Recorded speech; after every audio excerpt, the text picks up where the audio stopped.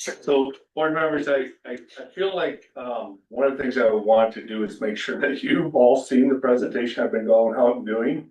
I've, had a chance to really get to know this community well over the last month to 6 weeks. And I think this would probably be presentation 35, 37, something like that.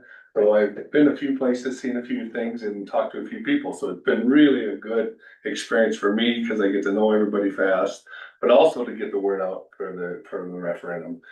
So I'm gonna walk through it like I would in a regular presentation. Some of you have seen this a few times, but I think it's good that one, we will have it on film. So if anybody wants to go see what the presentation is all about, they'll be able to see it. So to start with, this presentation is about our referendum. And the way I always start this presentation is, hi, my name is Pat Devine. I'm the school superintendent. I started on July 2nd, also closed on our house on July 2nd, living in Princeton, loving Princeton, and getting to know Princeton. One of the things I found out once we moved here right away in July, I go out and introduce myself as the new superintendent, and I hear, oh, you're with the schools. Well, the schools are great. Teachers are great. Students are great. We really like our schools and really care about our schools. I feel that pride everywhere I go. And it's really fun to feel that. That's the kind of school district I want to be in, and now I am in it, so it really feels good to be a part of it. But then, as we all know, the board approved in August to go out for a referendum, so that meant, oh, Pat, you're gonna meet this community really fast. And I did. I've gotten out quite a bit now, so I've been going around talking about the referendum and what it means. And for the first screen that you see up there is really the screen that shows the most about what's happening in our construction part of this referendum. We have a high school, and if we look at the screen here, that light orange is what I call the core classrooms of our high school that was built in 1966. When that was built, we were having about a class load in the high school about 500. I'm graduating about 125-ish. So that core classrooms were built for less students than we have now. Right now, we're a little over 1,000 students still going to those same core classrooms.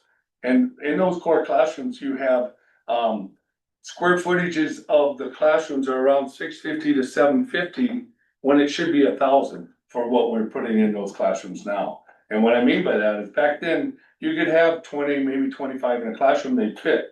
Well, now we're putting 30 to 35 students in a classroom and we're doubling up their chairs and the kids are sitting tight and they're up against the walls because we just don't have room in those classrooms. So the classrooms they don't fit our student body anymore. They've aged out, if you will. And then the new construction would be all the orange spots. And when you look at the orange spots, when you look at those construction spots, it's really the major one is the bottom left here. And that's where our industrial tech area is at. It's our CTE, our career technical education. It's our shops, if you will. That was a pole barn that was built in 1970, and it was supposed to last just temporarily. And now 55 years later, we're still cramming students into that pole barn to learn all these areas of CTE, which if you go in there, you're gonna see it's extremely tight. It's not very well lit, and the exhaust is not there, and for getting the airflow through there, and the walls are asbestos. So we have a lot of concerns in there. It's not fit for the kind of type of learning we need. And if these kids want to go out and learn something in the industry, we want them to be in the industry standard shop. So that's why that's a big priority for us. And you'll find out later in the presentation that we actually have about 50% of our students that do want those certifications in trades so that they go out and work in our communities. So this not only is about the schools referendum, but it's about a community project that makes area for kids to get ready to go work in the workforce around us. The other orange spots that you see, some will be as we get these spaces bigger, we'll need more classrooms. So some of that will go in those spaces. So with all that said and done, our construction engineers have priced that out to do that job. It'd be about 49 million, and that's what this presentation talks about. So there's a 3-minute video I'd like you to listen to that kind of summarizes all of what I do. Princeton Public Schools is where Tigers earn their stripes through hard work, determination, and resiliency. Having Tiger Pride means all students are supported on their educational path to career and college readiness. Modernizing our facilities to match this commitment has been a discussion in the district for several years. After the 2021 election, a task force was formed. Their job? To work with residents to align priorities and make recommendations that address the most urgent needs. Based on those findings, the school board voted unanimously to ask voters to consider a one-ballot question on Tuesday, November 4th. If approved, a $49.14 million building bond would replace and modernize career and technical spaces, renovate outdated classrooms, address overcrowding, and update infrastructure. A $750,000 tech levy would fund essential classroom technology, support devices, software and infrastructure, and provide training. The tax impact on an average priced home of $350,000 would be about $15 per month. That school community investment would bring similar modernized spaces like this to Princeton Public Schools, allowing real-world student learning with industry standard equipment in classrooms that meet safety and accessibility requirements. Some of our career academies are located in pole sheds built in 1970. It was supposed to be a temporary solution. 55 years later, students and staff make it work even though they're rubbing elbows in outdated and undersized spaces. This puts limits on a lot of learning, including the size and type of construction projects that can be done. Other school districts can offer a different level of career readiness simply because of their facilities. Learning environments where graduates walk out of the classroom and directly into a job equipped with the skills and experience needed for success. The decision is in the hands of district residents. Early in-person and absentee voting begin on September 19th. Election is Tuesday, November 4th. Go to our website to learn more. That's where you can find a tax calculator to determine the tax impact based on the value of your home. Find a community meeting to attend. Send us an email or call us. We want to answer your questions about this referendum.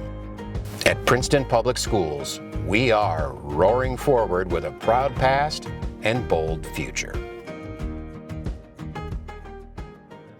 Summarizes pretty much what the referendum's all about. It's one that we have on our website and we can share it to anybody that they want to know more about the referendum.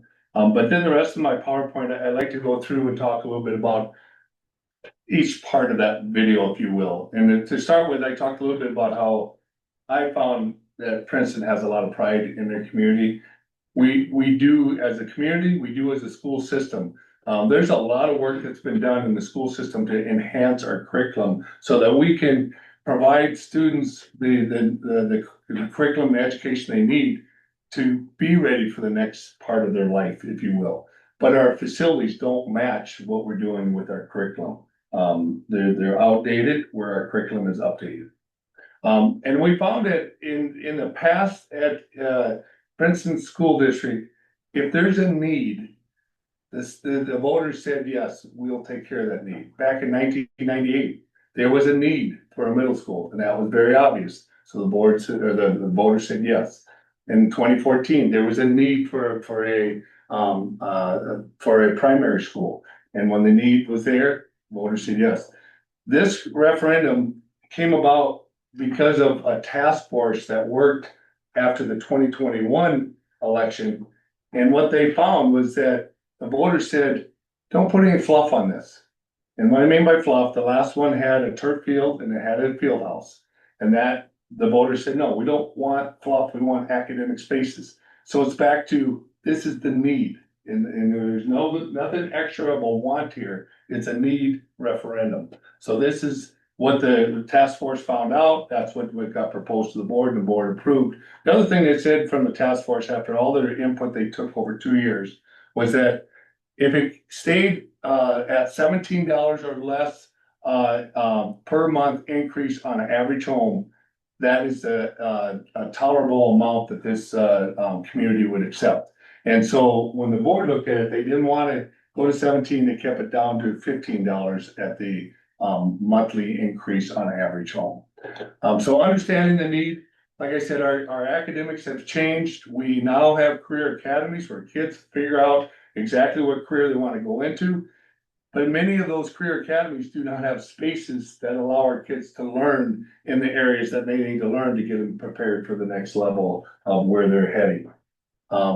As we looked at the video and we talked about the CT area, the shops, and the industrial tech area, whatever you want to call it, poor ventilation, overcrowded, asbestos walls, and inadequate lighting. It's kind of a dungeness like setting when you go in there. Our kids make it work and our staff make it work. It's incredible how they do it, but it definitely does not fit the needs of an industry standard that they'll see later in life.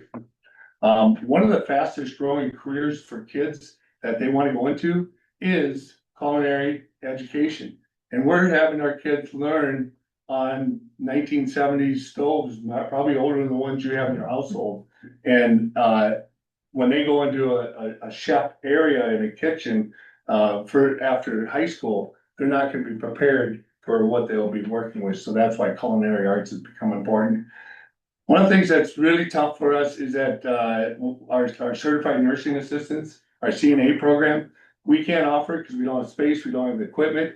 We have our kids actually drive up to Malacca schools to get their CNA. And we can only send 5 at a time. That's all they'll allot for spots. And we'll have over double that want to be in our programs. We have 5 per try. There's more than 30 each year that want a CNA, but they can't get it through us, so they end up having to pay for it later after high school. So this would be a game changer for not only our kids, but the community, so they can have CNAs in our community. Talked about the aging classrooms, over 60 years old, too tight, too small. You can see that double alignment of desks. I know I'm kind of a bigger guy, but I just can't imagine having to sit elbow to elbow next to a student every period of the day and stay focused on learning. Our kids do it, they're wonderful at it, but it's a tough environment for learning. Our science labs, they're pushing our desk right up into the science lab areas. We have just a one exhaust hood for experiments, so they have to take turns taking an experiment. It takes days to get through all the experiments, so it's a classroom setup that's not meant for 1,000 students. It's meant for 500. We also have infrastructure issues. Our boiler is the original, 1964. It's been welded on multiple times. When will it finally give out? We're not sure, but it's getting as close as you can get. It cannot monitor heat well enough where one room will be 60, the other one will be 90 during the winter time. The kids will be going through that throughout their day. We also know that there's a locker room down in the basement that we have for our Phi Ed and our opposing teams. It's kind of, again, back to a little bit of a dungeon setting, hard to supervise. It's quite a way far space away from where our Phi Ed classes are held. A middle school roof needs repair. It's over 25 years old. So once that's over 25 years old, the roofs start deteriorating in Minnesota in winter. So we know it's leaking a lot now, so we'll have to replace that. So there's a lot of infrastructure that's needed. The hallways are tight. The stairwells are really tight, so those will have to be redone during this project. So one of the other things that you'll see on the referendum is a tech levy, and that's to take care of all of our technology, not all of it, but most of our technology expenses. We run about a $1.2 million budget to handle all of our software, our devices for students, devices for staff, for infrastructure, for Wi-Fi, all of our different resources needed in the classroom that relate to technology. And so with that $750,000 tech levy, that would free up operating costs so we can maintain our operating budget for longer, knowing that we have 750 coming for our tech. So why does it matter? This matters because our facilities are run down and undersized, and we do have 50% of our students that want to get certification, want to be in apprenticeship, and want to get out and work in our community. So this takes care of kids that we'll be able to get right back out into our community. So it's really a community effort along with the school and student effort. If you ever hear, I don't get bonds, I don't get levies, what's the difference, what's going on with that? A bond is for buildings, it's an easy phrase, bond is for buildings, and what I mean by that, it has to be a hard structure where you actually build it. You build it out like you would build a house, and when you get a bond, it's like getting a home loan.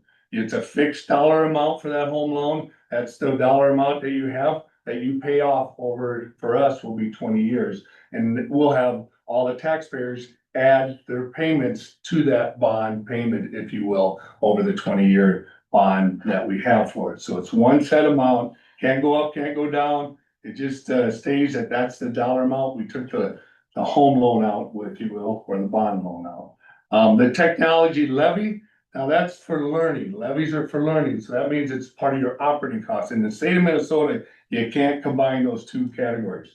If it's about capital and buildings, he's got one fund, the fund is operating and levies, and that's another fund. They cannot cross and help each other out. So the capital levy here will take care of their tech funds that we just talked about, and that will give more operating expenses so that we can help with teachers' wages and heating and cooling and snow removal and all the operating expenses you have in a school district.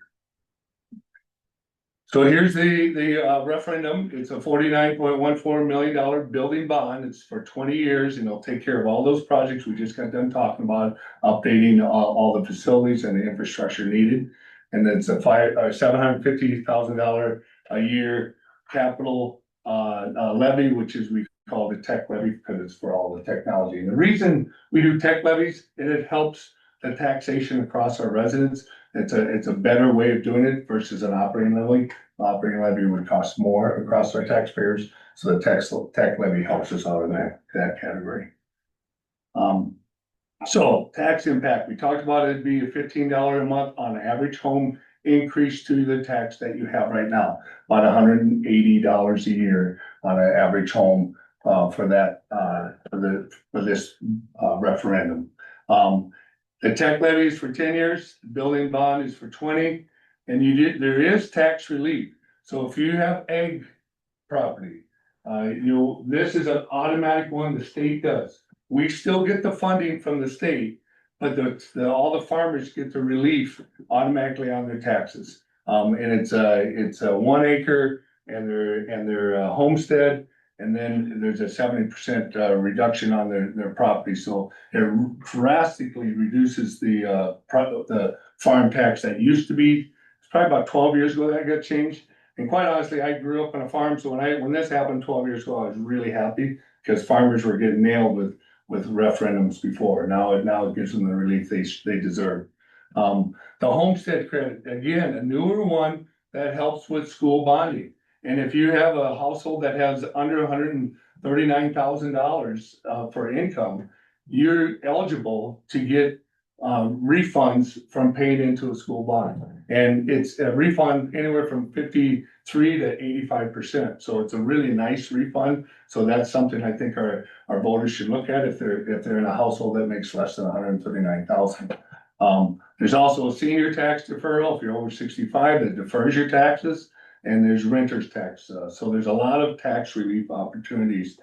So when this seems like a stressful thing, you might want to look at, it might not be as stressful as you think if you look at your tax relief opportunities.